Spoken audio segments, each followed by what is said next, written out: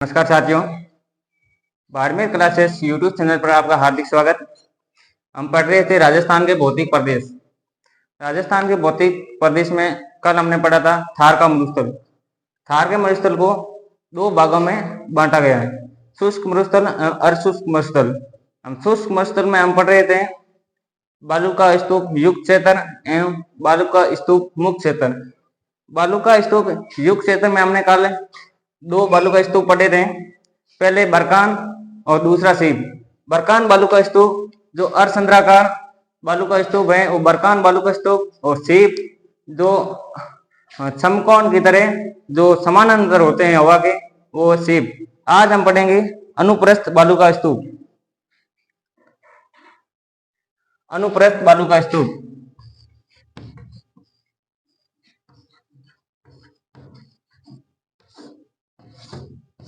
अनुप्रस्थ बालू का स्तूप जो हवा के समकोण पर बनेगा।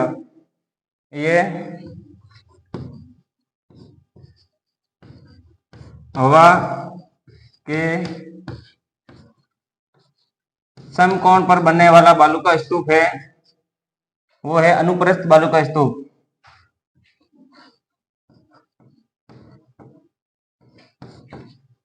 बनने वाला बालू का स्तूप जो बरकान से छोटे हैं वो अनुदैर्ध्य धैर्य से बड़े होते हैं।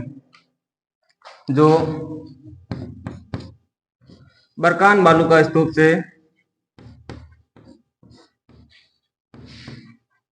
बरकान बालू का स्तूप से कम ऊंचे एवं अनुदैर्ध्य धैर्य बालू का स्तूप से अधिक ऊंचाई पर होते हैं। अनुदैर्ध्य धैर्य बालू का स्तूप से अधिक ऊंचाई पर।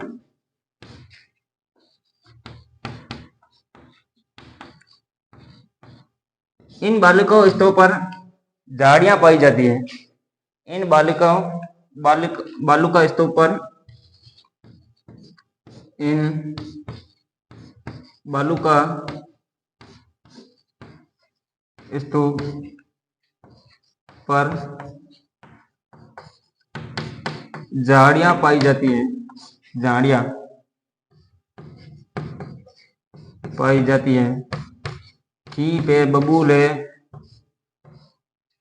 आक है, वो झाड़ियां इन अनुप्रस्थ बालू का स्तूप पर पाई जाती हैं। ये हवा के समकोण पर बनने वाला बालू का स्तूप। जैसे ये पवन चल रही है,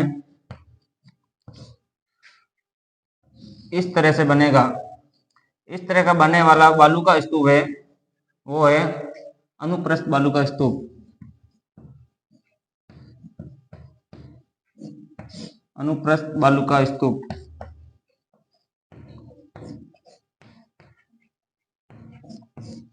ये ज्यादातर जैसलमेर,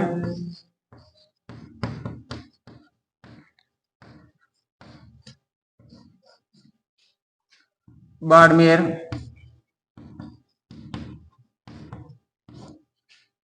फलोदी,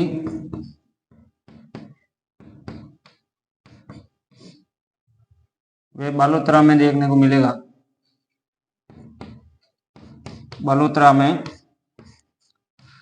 अनुप्रस्थ बालू का स्तूप, ये हवा के समकोण पर बनने वाला बालू का स्तूप जो बरकान बालू का स्तूप के कम ऊंचाई पर और अनुदैर्ध्य धैर्य बालू का स्तूप पर अधिक ऊंचाई पर, और इन बालू का स्तूप पर झाड़ियां पाई जाती हैं जो समकोण, जो हवा के समकोण पर बनने वाले बालू का स्तूप है, वो अनुप्रस्थ बालू का स्तूप। अब हम अगला बालू का स्तूप की बात करते हैं, अनुदैर्ध्य धैर्य, जो हवा के समानांतर बनने वाला बालू का स्तूप अनुदैर्ध्य धैर्य। बात करते हैं अनुदैर्ध्य धैर्य बालू का स्तूप, जो हवा के समानांतर बनने वाला बालू का स्तूप है।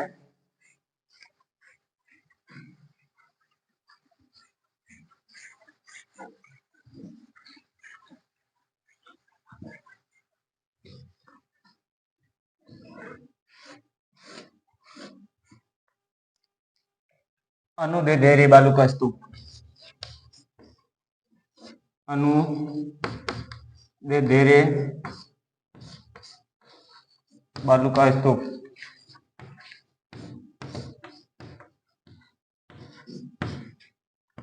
ये बालू का स्तूप हवा के समानांतर बनते हैं। ये बालू का स्तूप हवा के समानांतर बनते हैं।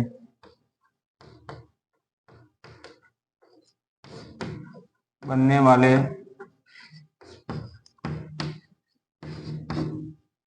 हवा के समानांतर बनने वाले बालू का स्तूप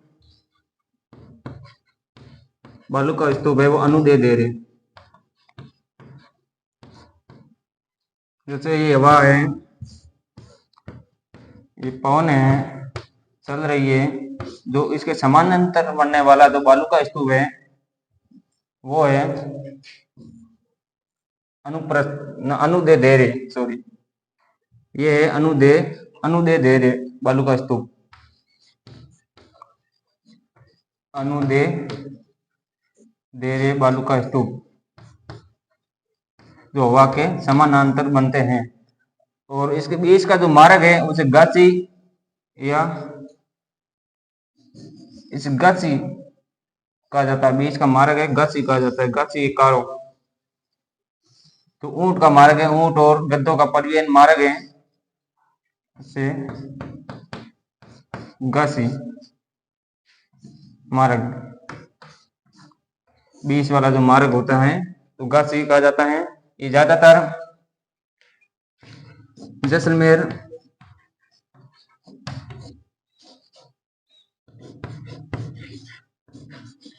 बाड़मेर व जोधपुर में देखने को मिलता है।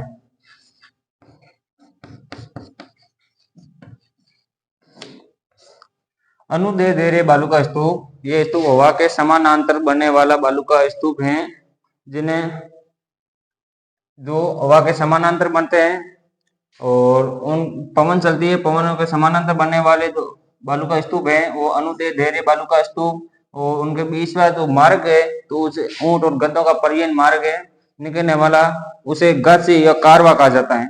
गाची या कारवा, कारवा, गाची कारवा परिवहन मार्ग, ये है अनुदे दे रहे। अब हम बात करते हैं आगे तारानुमा बालू का स्तूप। तारानुमा बालू का स्तूप जो हमने पढ़ा था मरुस्थल। मरुस्थल को संरचना के आधार पर 3 भागों में बांटा गया है, इरग, हमादा और रेग। जो हमादा है वो पथरीला क्षेत्र के आसपास हवा चलती है, हवा द्वारा लाई गई मिट्टियां इकट्ठे कर देती है, मिट्टी इकट्ठा हो जाती है, उससे बनने वाला जो बालू का स्तूप है वो तारानुमा बालू का स्तूप कहा जाता है।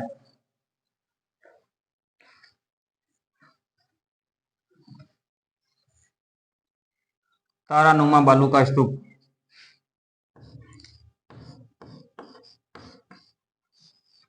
तारानुमा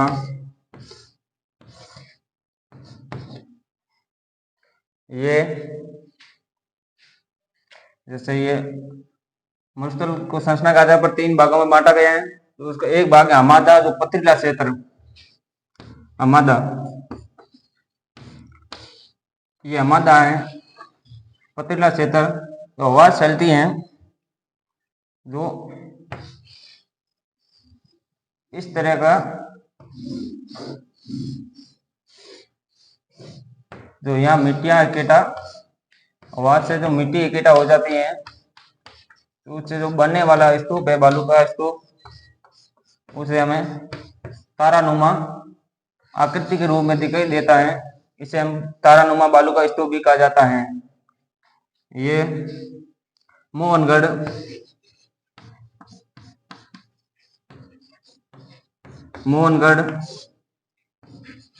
सूरतगढ़, और बालोतरा में ज्यादातर ये तारानुमा बालू का स्तूप पाए जाते हैं। मोहनगढ़ और सूरतगढ़ और बालोतरा में तो तारानुमा बालू का स्तूप पाया जाता है। और साथ ही पोखरण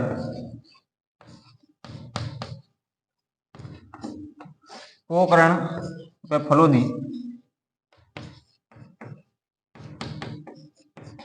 ये तारानुमा बालू का स्तूप है। जो मोहनगढ़ है, सूरतगढ़ है, बालोतरा नहीं है, पोखरण है और फलोदी ज्यादातर तारानुमा बालू का स्तूप यहाँ देखने को मिलता है। अब नेक्स्ट बात करते हैं सबर काफिज या नाबिक बालू का स्तूप। सबर काफिज वे स्तूप जो किसी के अवरोध से बनने वाला बालू का स्तूप है, वो सबर काफिज। अब बात करते हैं सबर गाजी। तारानुमा में कुछ विशेषता लिख दो। पवन द्वारा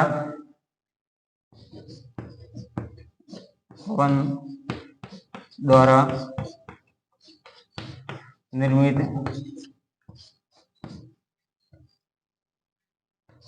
तारानुमा आकृति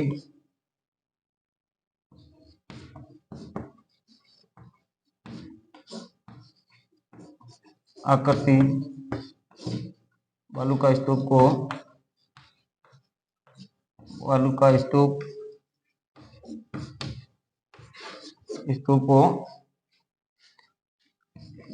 तारानुमा बालू का स्तूप कहा जाता है।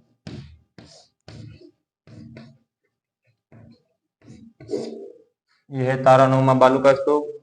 अब नेक्स्ट बात करते हैं सबर काफिज बालू का स्तूप जो हवाई चलती है अवरोध में बनने वाला बालू का स्तूप है। सबर काफिज जिसे गिरवा जैसे झाड़ियों के जो हवा चलती है उसके विपरीत बनने वाला स्तूप है, बालू का स्तूप है, उसे हमें सबर काफिज बालू का स्तूप कहा जाता है।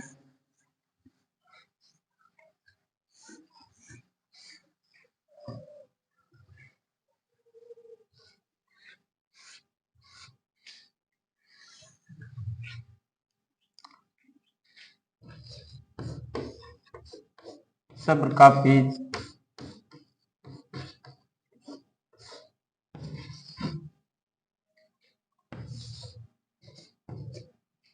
ये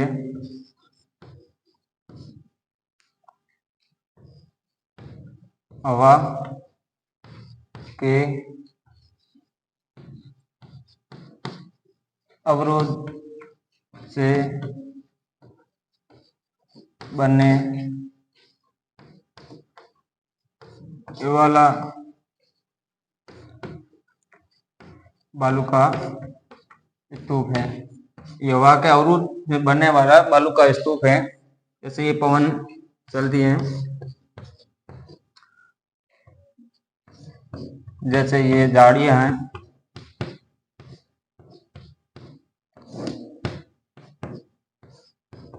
झाड़ियों के अवरोध से बनने वाला बालू का स्तूप जो यहाँ बनेगा वो बालू का स्तूप कहलाएगा सब्र काफिज। ये हवा चलती है, पेड़ इसका अवरोध कर रही है, अवरोध के बीच में इसके विपरीत में बनने वाला बालू का स्तूप है, वो है सब्र काफिज। सब्र काफिज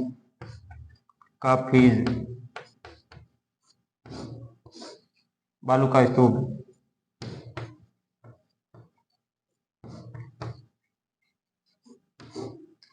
ये सब्र काफिज बालू का स्तूप जो हवा के अवरोध से बनने वाला बालू का स्तूप है, ये बालू का स्तूप।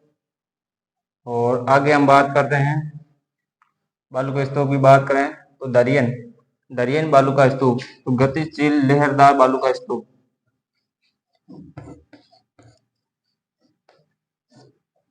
दरियन बालू का स्तूप जो गतिशील और लहरदार बालू का स्तूप। गतिशील लहरदार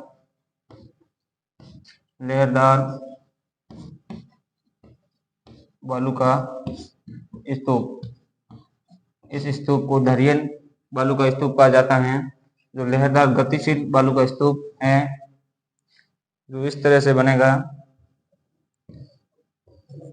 आवाज चलती है तो ऊपर तो उर्मिकाय, जिस तरह ये हवा से बनने वाली उसे उर्मिकाय कहा जाता है। उर्मिकाय तो हवा धरातल के ऊपर जो बालू का स्तूप के ऊपर बनने वाली इस तरह की रेखा है जैसे जमीन की, उसे उर्मिकाय कहा जाता है।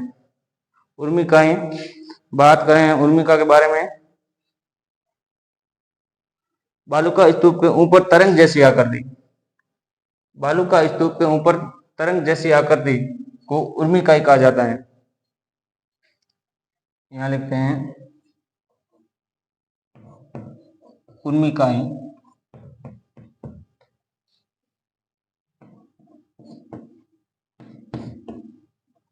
बालू का स्तूप के ऊपर चलने वाली तरंग जैसी आकृति वाली तरंग जैसी आकृति की हो उसे उर्मिकाय कहा जाता है। यह है दरियन बालू का स्तूप, जो गतिशील बालू का स्तूप है। इसके ऊपर जो हवाएं चलती हैं, तो हवाएं चलती हैं जो जमीन के ऊपर, जैसे बालू का स्तूप पर ऐसी धारियां या उर्मिकाय दिखाई देगी, उसे हमें दरियन बालू का स्तूप के नाम से जाना जाएगा। अब हम बात करते हैं पैराबोलिक बालू का स्तूप। पैराबोलिक बालू का स्तूप तो महिला के हेयर पिन के समान होता है।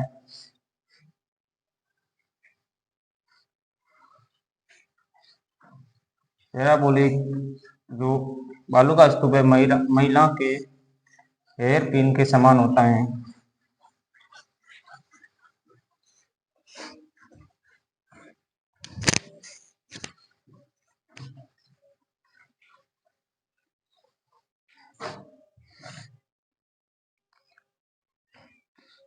पैराबोलिक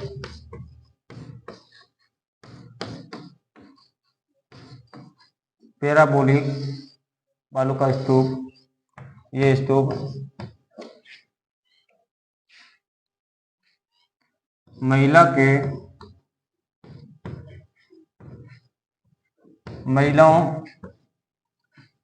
के हेयर पिन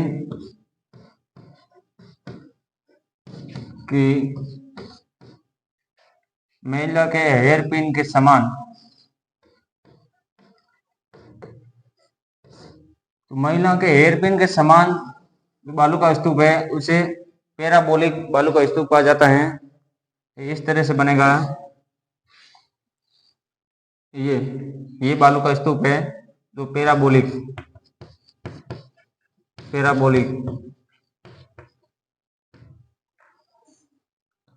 इस बालू का स्तूप को कहा जाता है पैराबोलिक बालू का स्तूप, जो महिलाओं के हेयर पिन के समान। अब बात करते हैं, नेक्स्ट की बात करें तो है नेटवर्क बालू का स्तूप। नेटवर्क बालू का स्तूप, इसमें सीधा ये लिख दो, ये बालू का स्तूप हनुमानगढ़ जिले में। नेटवर्क बालू का स्तूप राजस्थान के जिले में, हनुमानगढ़ जिले में। हनुमानगढ़ जिले में, तो भारत में ज्यादा है तो हरियाणा में।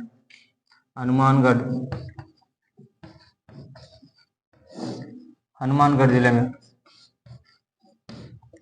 ये बालू का स्तूप, जो नेटवर्क बालू का स्तूप है, ये है हनुमानगढ़ जिले में। और अगला हम बात करें तो लूनेट बालू का स्तूप।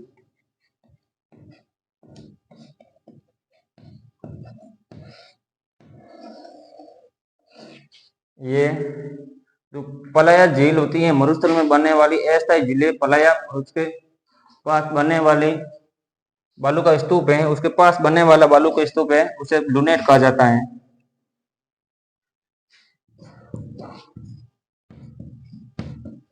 पलाया झील के पास बनने वाले बालू का स्तूप उसे लूनेट कहा जाता है।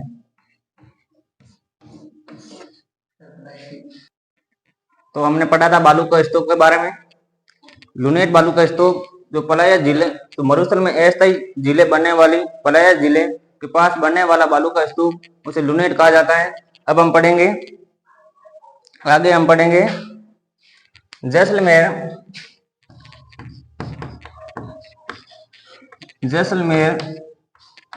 में परंपरागत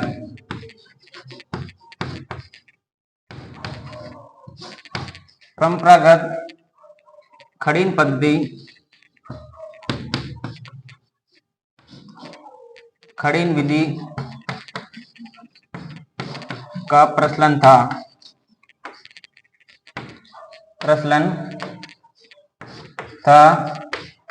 ये खड़ीन विधि है जो पालीवाल ब्राह्मणों द्वारा अपनाई गई है। वेरी वेरी इंपॉर्टेंट पर्सन है। तो जैसलमेर में खड़ीन पद्धति, जल संरक्षण की खड़ीन पद्धति या विधि ये है पालीवाल ब्राह्मणों द्वारा। पालीवाल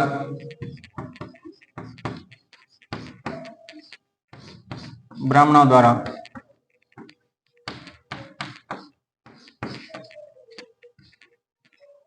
द्वारा उपयोग किया गया।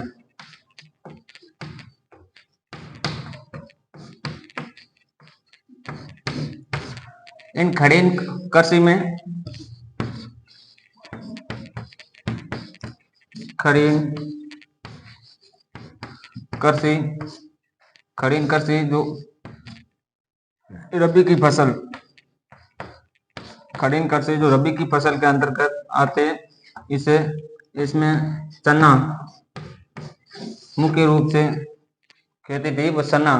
और परंपरागत खड़ीन विधि का प्रचलन तो पालीवाल ब्राह्मणों द्वारा किया गया है। ये खड़ीन कृषि में रबी की फसल चना मुख्य थी। ये जैसलमेर जिले में, जैसलमेर का गांव एक कुलधरा गांव, इसे भूतों की नगरी के नाम से जाना जाता है। कुलधरा गांव, भूतों की नगरी।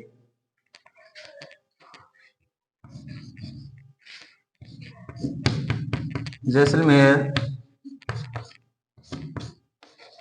का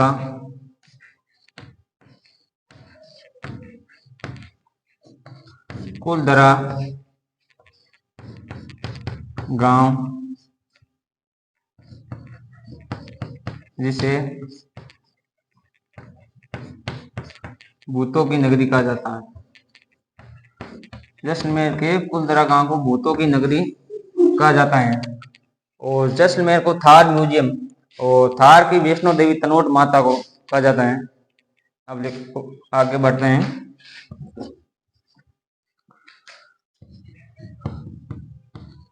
जैसलमेर को थार म्यूजियम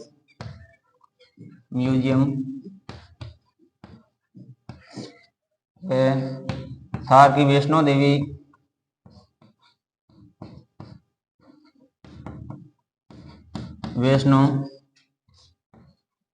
देवी है तनोट माता। थार की वैष्णो देवी तनोट माता मंदिर।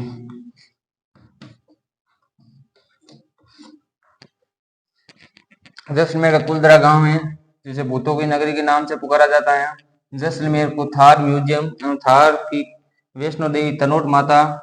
और हम आगे बढ़ते हैं। जैसलमेर जिले में रामगढ़ टीवी टावर, जो एशिया का सबसे ऊंचा टीवी टावर है, Ramgarh TV tower.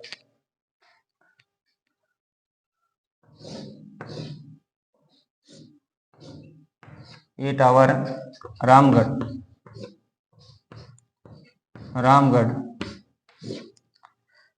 Very important प्रश्न है कि एशिया का सबसे ऊंचा टीवी टावर, एशिया का सबसे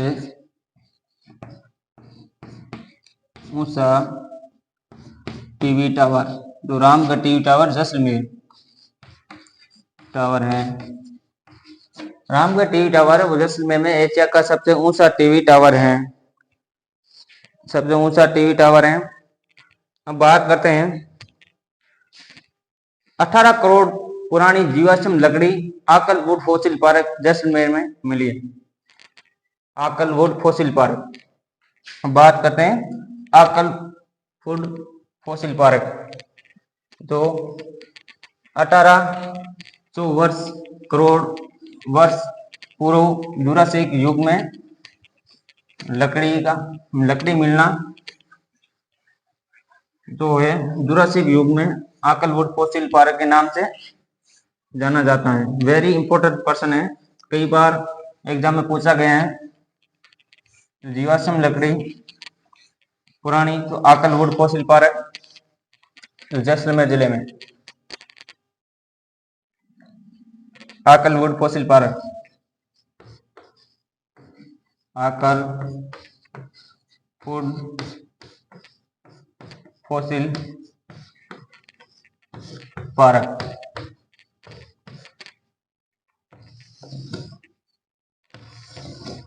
Akal wood fossil park, Akal wood fossil park जो जैसलमेर में 18 करोड़ पुरानी लकड़ी के अवशेष है, 18 करोड़।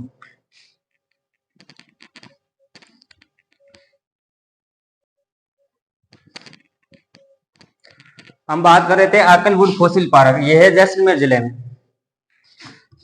जैसलमेर जिले में, जैसलमेर जिले में। तो 18 करोड़ पुरानी जीवाश्म लकड़ी है, ये 18 करोड़ पुरानी जीवाश्म लकड़ी है, 18 करोड़ पुरानी जीवाश्म लकड़ी है वो आकलवुड फॉसिल पार्क जैसलमेर में। और अब हम बात करते हैं Akal wood fossil park. Akal wood fossil park तो जैसलमेर जिले में है और 18 करोड़ पुरानी जीवाश्म लकड़ी मिली है वो जैसलमेर जिले में मिली है। Akal wood fossil park, Akal wood fossil park. और पोखरण और लानेला रण है वो जैसलमेर जिले में, पोखरण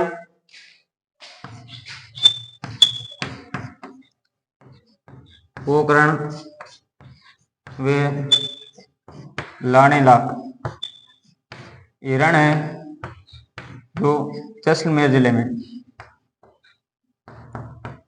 जैसलमेर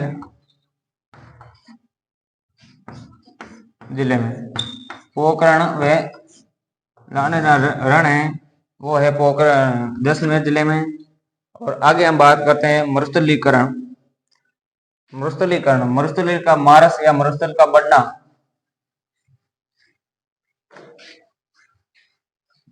मरुस्थल का बढ़ना, मरुस्थलीकरण में हम पढ़ेंगे किन किन महीनों में मरुस्थल का बढ़ना या मरुस्थल का मार्स। मरुस्थलीकरण, मरुस्थलीकरण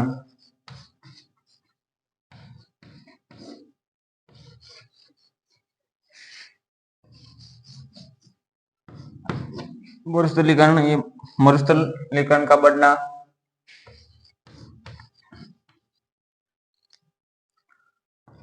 मरुस्थलीकरण का मार्च का मतलब महीना नहीं, मार्च का मतलब यहाँ बढ़ना है या मरुस्थलीकरण का बढ़ना, मरुस्थल का बढ़ना। मरुस्थल का बढ़ना या मरुस्थल का मार्च किन किन माहों में बढ़ता है?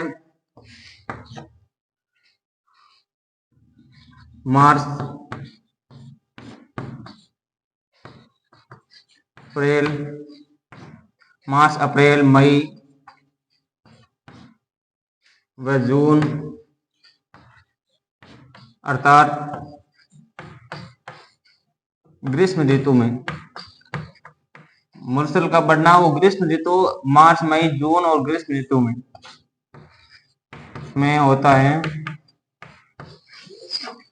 किन कारक के द्वारा मुरसल बढ़ता है? किन कारकों द्वारा? कारक कारक है लू, जो ग्रीष्म ऋतु में चलने वाली धूल भरी हवाएं, उसे लू कहा जाता है। लू व पशु पवनों के द्वारा मुरसल कण का बढ़ना। लू व पशुआ पवन है, पशुआ पवन है। लू व पशुआ पवन द्वारा मुरसल का बढ़ना।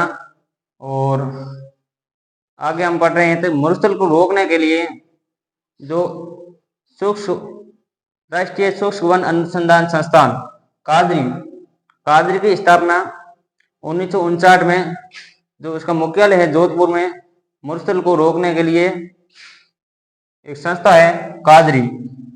बात कर रहे हैं कादरी के बारे में। मरुस्थलीकरण का कारण मरुस्थलीकरण का मार्स या मरुस्थल का बढ़ना, ये बढ़ना मरुस्थल का विस्तार होता है।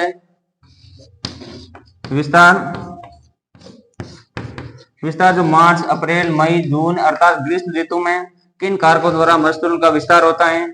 और लू, ग्रीष्म ऋतु में चलने वाली गर्म हवाएं, धूल भरी हवाएं को लू और पशुआ पवनों के द्वारा मरुस्थल का विस्तार होता है। और जैसलमेर का नाचना गांव मरुस्थलीकरण के लिए प्रसिद्ध है। वेरी इंपोर्टेंट पर्सन है जैसलमेर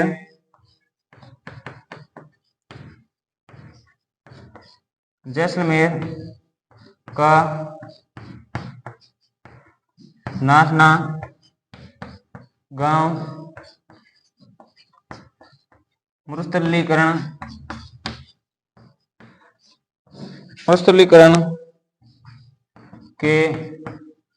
के लिए प्रसिद्ध है।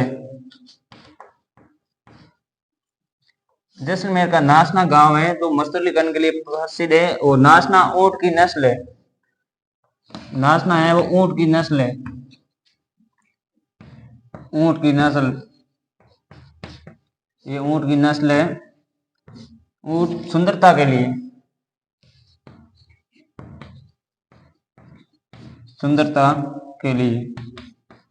नाचना ऊंट की नस्ल है सुंदरता के लिए। नाचना मुरसल के विस्तार मरुस्थलीकरण के लिए प्रसिद्ध जैसलमेर का नाचना गांव। और अब हम बात करते हैं मरुस्थल को रोकने के लिए एक संस्था है राष्ट्रीय सूक्ष्म अनुसंधान संस्थान। ये इसकी स्थापना 1959 में, मुख्यालय जोधपुर शहर में।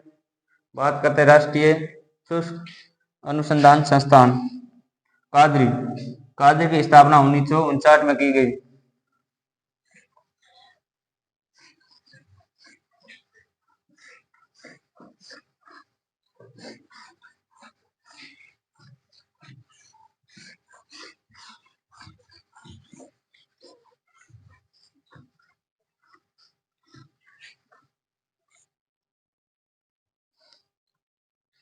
मरुस्थल को रोकने की एक संस्था है वो कादरी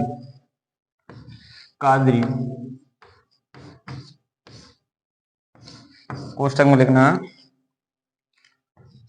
राष्ट्रीय सूक्ष्म अनुसंधान संस्थान। इसकी मुख्य उद्देश्य क्या है? मरुस्थलीकरण को रोकना,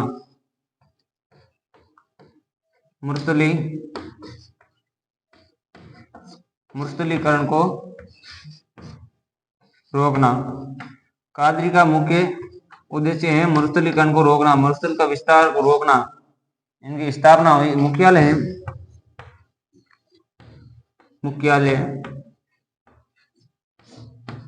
कादरी का मुख्यालय जोधपुर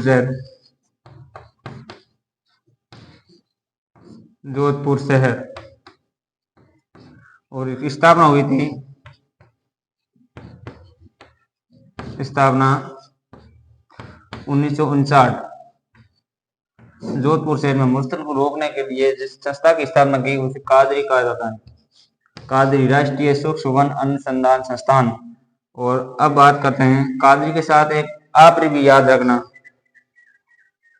शुष्क वन अनुसंधान संस्थान, आपरी, आपरी, शुष्क वन अनुसंधान संस्थान, इसकी स्थापना 1985 में, ये भी जोधपुर में की गई। इसकी स्थापना भी जोधपुर शहर, मुख्यालय जोधपुर शहर में।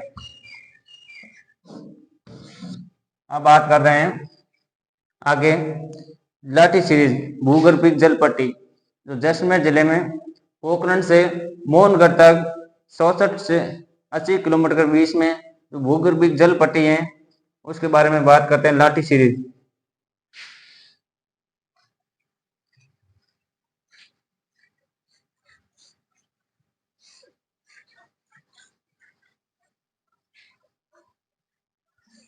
जैसलमेर जिले में हमने पढ़ा था जल संरक्षण परंपरागत विधि खड़ीन विधि, वो पालीवाल ब्राह्मणों द्वारा खड़ीन विधि का प्रयोग द्वारा कृषि की जाती थी। उस कृषि में मुख्य कृषि थी, फसल थी वो सना, जो परंपरागत जल संरक्षण विधि खड़ीन विधि याद रखना जैसलमेर में। और अब हम बात कर रहे थे मोहनगढ़,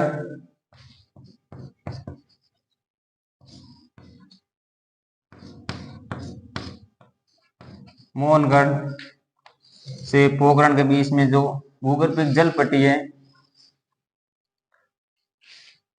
यह है पोखरण।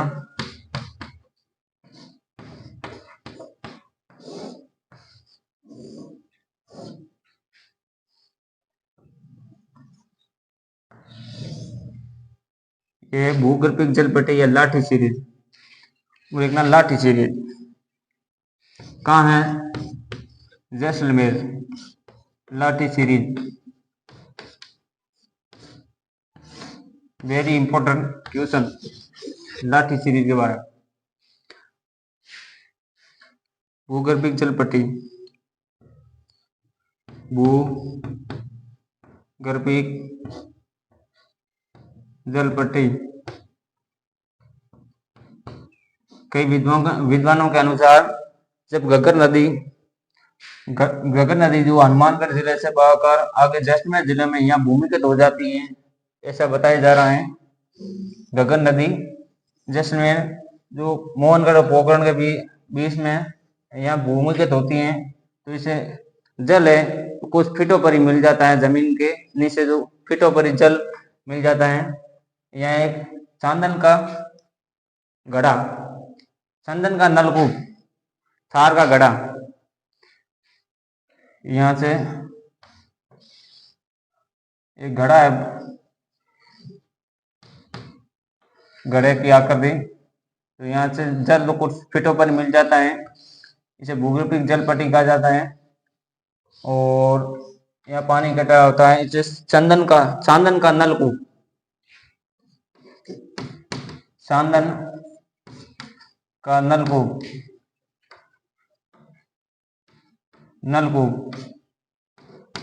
ये चांदन का नलकूप, थार का घड़ा पूछे तो कहाँ है, जैसलमेर। वेरी इंपोर्टेंट क्वेश्चन है। चांदन का नलकूप, वो थार का घड़ा है, चांदन का नलकूप कहाँ है, जैसलमेर जिले में। वो ज्यादातर यहाँ भूगर्भिक जल पट्टी में सेवन घास पाई जाती है। सेवन घास पौष्टिक घास है, सेवन घास, यहाँ सेवन घास है। सेवन घास में ये राजस्थान का राज्य पक्षी गोडावण, यहाँ गोडावण बसता है, गोडावण ये पक्षी है, गोडावण। तो सेवन घास पौष्टिक आहार है, गोडावण,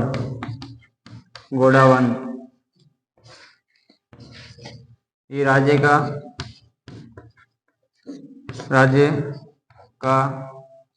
पक्षी।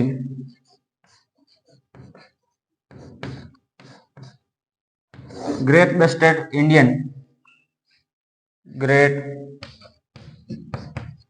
बस्टर्ड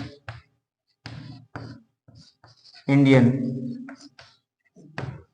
कहा जाता है। वैज्ञानिक नाम है क्रायोसिस नाइग्रेसेप्स। क्रायोसिस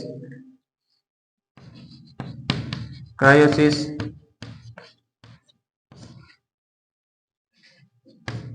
नाइग्रोसेप्स नाइग्रोसेप्स गोडावंश जो राजस्थान का राज्य पक्षी है और इसे ग्रेट इंडियन बस्टर्ड कहा जाता है।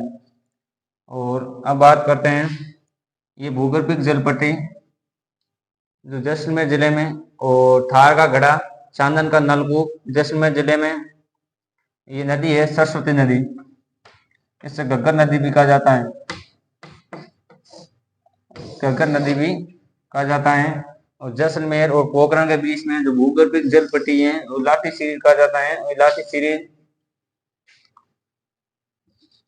ये लाठी सीरीज 64 से 80 किलोमीटर तक विस्तृत है।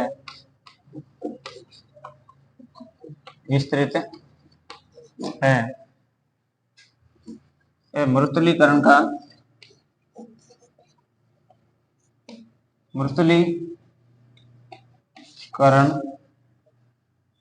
की पारिस्थितिक तंत्र का मजबूत उदाहरण है। पारिस्थितिकी तंत्र का मजबूत उदाहरण है। यह है लाठी सीरीज कहाँ है? जैसलमेर जिले में, जो पारिस्थितिक तंत्र का महत्वपूर्ण उदाहरण है, मजबूत उदाहरण है। और आज की क्लास यहीं विराम देते हैं। नेक्स्ट मिलेंगे अगली क्लास में। All the best.